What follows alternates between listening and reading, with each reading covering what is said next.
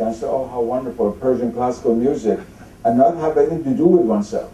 It's much more difficult to fast for one day than to read the whole of the Masnavi, as far as beauty is concerned. So this is also an error. I'm not trying to say this is true, but I'm saying that no one can be attracted to Sufism without being attracted on some level to beauty. And the great Sufis were those who realized that all beauty is divine beauty. As I write in this book, there's a whole section on beauty in which I speak very explicitly about that. An ordinary person, let's say a man, sees a beautiful woman. Says, oh, how beautiful. The Sufi says, how beautiful is God. Tabarakallah ahsanul khaliqin. Very often in the tradition, the Sufis would say this verse, that Tabarakallah, may the grace of God be there, who He is the creator of the most beautiful of all creatures. Now that's the difference in attitude. Beauty is remarkable. You cannot explain beauty. How come there are things which are beautiful? And how is it that they move our soul? And different human beings are moved by different kinds of beauty. The Sufis try to teach us that every form of beauty is a rung in the ladder towards reaching the beautiful with a capital B, which is one of the names of God, Al-Jamil. And that's what's significant. That's why beauty is so central.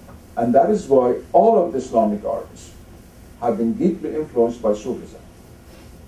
Classical music of every Islamic community, from Qawwali to Musiqa al-Andalus in Morocco, everything in between.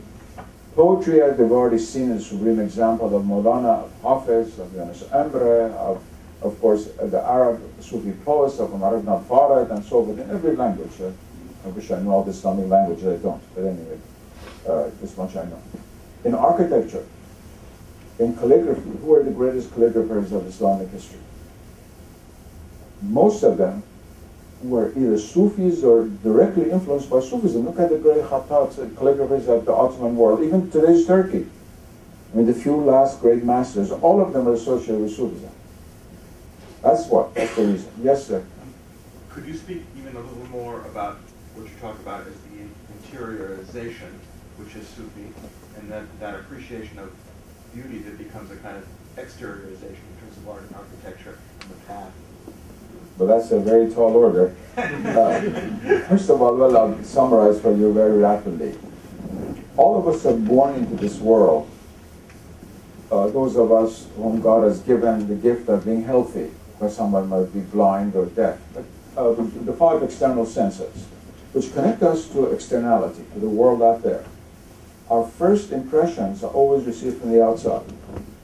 That is, the child at the very beginning is still in the angelic state and doesn't heed the external signals very much, no matter what modern people say. But as it grows, its ego grows, it identifies itself with signals, with things which come from the external world. Sounds of the mother, or seeing the image of the breast of the mother that attracts the child, and so forth and so on. From that time on, it goes on, and we usually grow up relying on the external world. We identify ourselves to a large extent with externality. But there's something in the soul of human beings that doesn't surrender itself completely to externality. First of all, we have a subjectivity. We have consciousness. We are aware of our consciousness. You say we are aware that we are aware, you might say. And this is unique among us as human beings. And that leads more and more to introspection, to search for asking, well, who am I then? What is this soul or consciousness that I'm participating in?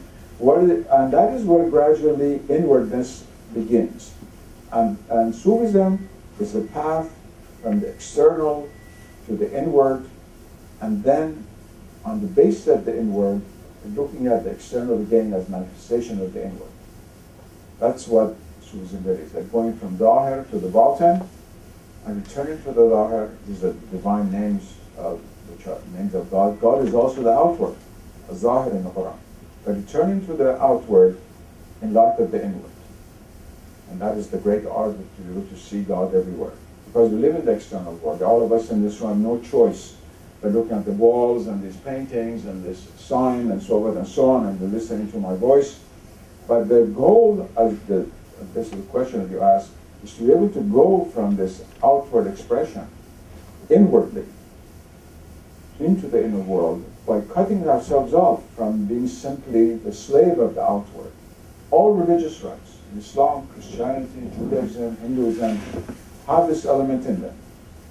Whether it's fasting, whether in the period of soon is the Easter Sunday, the Lent season for devout Christians, and Yom Kippur for the Jews, and the Ramadan for us, and of course the Hindus have all kinds of fasts, and so the Buddhists, and also trying to pull the other senses out of being totally rooted in outwardness and to sink it into the inner reality, where there's no place to find God except within ourselves first.